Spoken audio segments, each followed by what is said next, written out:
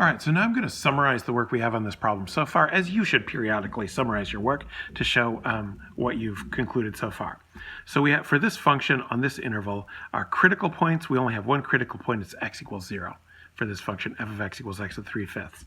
Now the book says to find the extreme values of the function and where they occur. So that means we want the x and the y coordinates. So our x coordinate for the critical point is 0. The associated y coordinate is f of 0, which is 0 to the 3/5 power, which is 0. But that's not a max or a min, so I'm only sort of mentioning it here in order to exclude it. Now, the only possibilities for maximum minimum values is the endpoints of the interval. So now, here's the tricky thing. On the interval -2 to 3, -2 is not an endpoint because it's excluded because that side of the interval is open. It's the 3 that is included. So the only endpoint we have is x equals 3. Now, by the way, as you organize your work, it can happen that you could have more than one critical point and you could have up to two endpoints. And what you want to do is compare what's going on at each of those points. So at the endpoint x equals 3, let's look at, all you can do on endpoints, don't try to do first derivative test because it doesn't make sense. What you're going to do is just look at what the value is. What is f of 3? Well, it is the 5th root of 27, right? That's what you're going to have to put that in there. You can't simplify it any more than that. All right, we don't know what it is, but importantly, it is a positive number. It is more than this number, which is 0.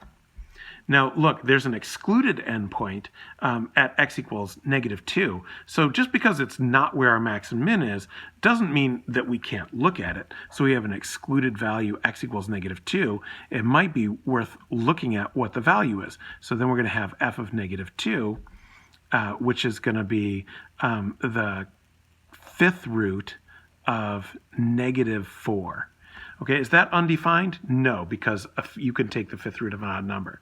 All right, but whatever is, it's negative, so it's less than the f of 3, and it's less than 0. So actually, even though this is not a max or a min, I can get a really good sense of what the graph looks like now, because I know that at point 0, 0, what I have is a vertical tangent. And I know that at the point 3, 5th root of 27, I have the only max or min, the only extreme value on the interval. And then at the point -2, 5th root of -4, all right, so whatever the 5th root of negative, I could pull the negative out and say it's the -5th root of 4, same thing. Okay, but that's not included in the interval that I'm looking at. So my graph looks like this, and I can see that in fact the only maximum value occurs at x equals 3. So now I don't have to consider this right here. That's why I made it parenthetical.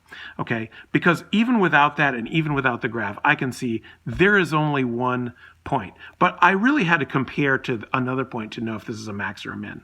So I can also take advantage of the fact that since f prime was always positive, I know the function is always increasing.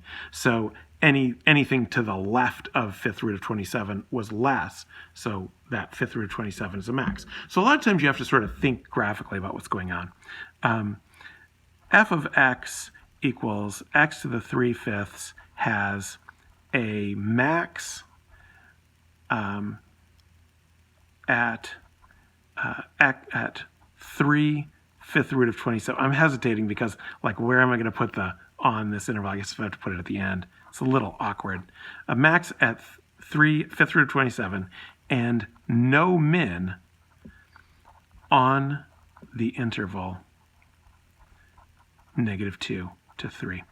Okay, we're going to have a look at what that looks like, actually. And you'll see that, we graphed this having no idea of what x to the 3/5 looks like. All right, but now you know what it looks like. We know it looks like that. So if we look at it on Desmos, it very nicely confirms what we drew. All right, it's not very obvious that the tangent is vertical there unless you zoom in, and that's why I did that. So as I zoom in, you say, oh yeah, that tangent is going vertical. Okay, it's not that obvious from this viewpoint. But this viewpoint does allow you to see that here's our -2, -5th root of 4, which is not included in our interval, and here's our 3 5th root of 27, which is included, and here's our critical point at 0 that turned out not to be a max or a min. So our graph supports our analytical work, but the book specifically said, and pay attention to this type of direction, use analytic methods. That means I cannot just draw a graph and say what it is, okay? Everything that I've done here is analytic methods. What did we do? We found the derivative. We looked at where the numerator is 0, the denominator is 0 to find where f prime is 0, f prime is undefined. That will give you all of the critical points. We found out that there was only one. Then once you have your critical point, use your first derivative test to determine if that critical point is a max or a min. In this case, it wasn't.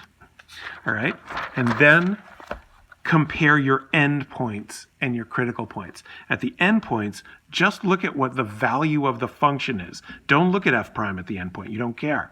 You care what the value of the function is. And then compare some other values, even though they might not be max or mins, because they'll give you a sense of, like, we just have this lone value here. We don't know if it's a max or a min. So looking at the other points, comparing the different y values, right, of the critical points, the endpoints, comparing the y values gives you your final conclusion that this point was in fact a maximum. All right, so before we look at, we're going to look at some more examples, but first we have to entertain the question, is there always going to be a max or a min? Or is there sometimes a max? Under what conditions does there have to be a max or a min? That turns out to be an important question, which we will look at next.